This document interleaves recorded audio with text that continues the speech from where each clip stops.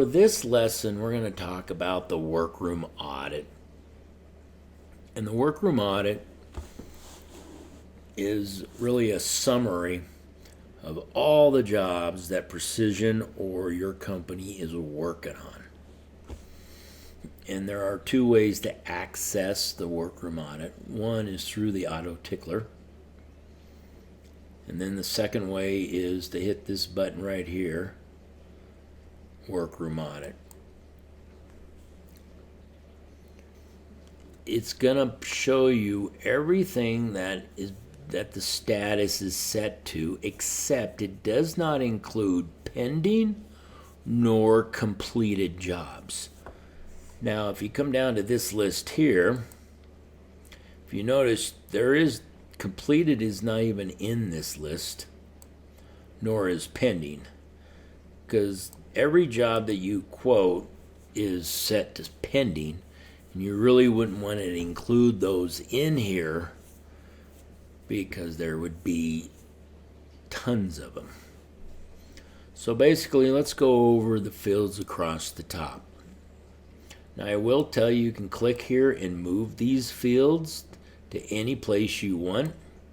However, if you totally close out of Estimator, then reopen, go back to the original state they were when you first launched. So throughout the day, if you have Workroom Audit open and you move it over to here, it will stay there throughout the day, no matter if you open and close it. But if you physically close out Estimator for the evening, it resets it to the default setup. WTFAB is waiting fabric. It's just a reminder that they're all, which jobs are requiring waiting fabric. This is your job number or quote number. Once again, anything blue is a double click feature. So if you want to drill down to this job, you can double click it and it'll actually bring you up to the job. You can also close it out by the red X. Job cut has to do with the fabric being cut. This is really helpful for the workroom manager, because then she knows exactly what jobs are cut and are on the workroom floor. Then, of course, you got your company, you got your side mark, your status. Status is very important. What's really good about status is the fact it handles everything. And then you got your due date. These are set here. This is our ultimate goal, is to meet these dates and to stay on schedule. Then you got your confirmed date. Now, confirmed date is set in stone. This has been pre-set up with the installer or the designer, and it's set in stone, and we have to meet these dates. The number of days due gives us an idea how many treatments are due in so many days, and then the total treatments. Now, these little plus signs over here are very interesting too, because if you really wanted to drill down to, actually another feature here before I jump into that is you can sort these by A to Z. Let's do these right now, A to Z, because that way it's a little easier for me. We have this, you can hit this little plus sign and it'll drill down exactly what you're doing as far as the treatment goes, how many workroom details there are, and how many add-ons, and then of course the quantity, the width, whether it's a pair or panel.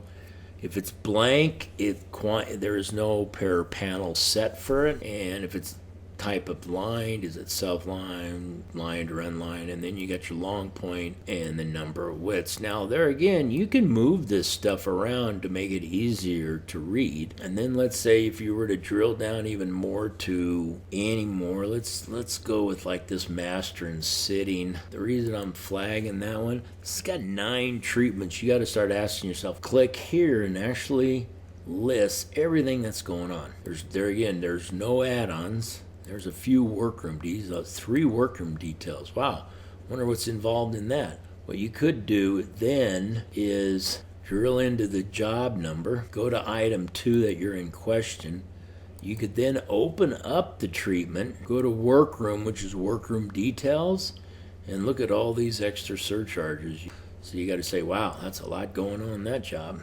So So that's how you can drill down even further to see what's going on. Now if you wanted to, again, if you didn't want to use this plus sign, you could actually double click it and do your own little investigation. But from this screen here, you're not going to be able to know if there's any add-ons or workroom details. Then to close that out, you hit this field there. That's pretty much a summary of that. Let's step down here a little bit. Once again, if you want to open up a quote, you can either double click or you can select this button, View Selected Quote. The window pops open and there you go. Now in here you can zero down. Let's say I want to see everything that's in-house. Click here and there all you see is in-house, and that's it. My focus is just what's in the workroom. I've already handled all the other ones. Now if I want to hit X, what's a really nice feature, if you notice here, I got this thing called follow-up right here. It's kind of nice. Let's say I go out and measure a job, and then it's still in.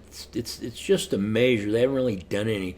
I'll change the status to follow up, and I'll email the firm in a week to see if they've gotten any updates. Just a kind of reminder to stay on top of things on a particular job. Workroom status report. If you click this button, it'll actually print out a paper report of all this.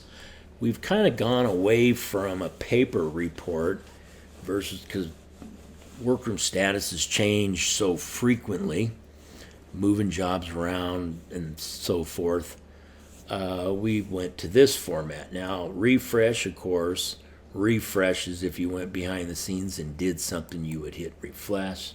Now, here's a feature. Now, let's say all this here, and you've got in-house selected, and you hit this calendar view. What it does, it populates a calendar of all the jobs that are going on. So anything in red is today's date. The next job coming up is this one right here, and it's a plus services 1. This one has fabric shade 1. So if you wanted to, you could click on any of these, and there again it launches the job number or quote.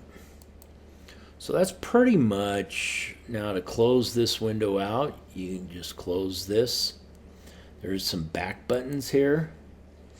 That's not going to do anything because the status. Forward, moving forward. It's only going to show jobs in-house because, if you know, that's what I had selected. So it kind of gives you an overall summary of what's going on. Then there again, you can hit refresh to refresh the screen, and then to close this out, you hit close. Now, one thing here, if you want to close this out, what you want to do is take your mouse up to here, up to the tab, right click, and choose close. If you close all, it's going to close out the program, so you want to just hit close, and that returns you back to where you're at.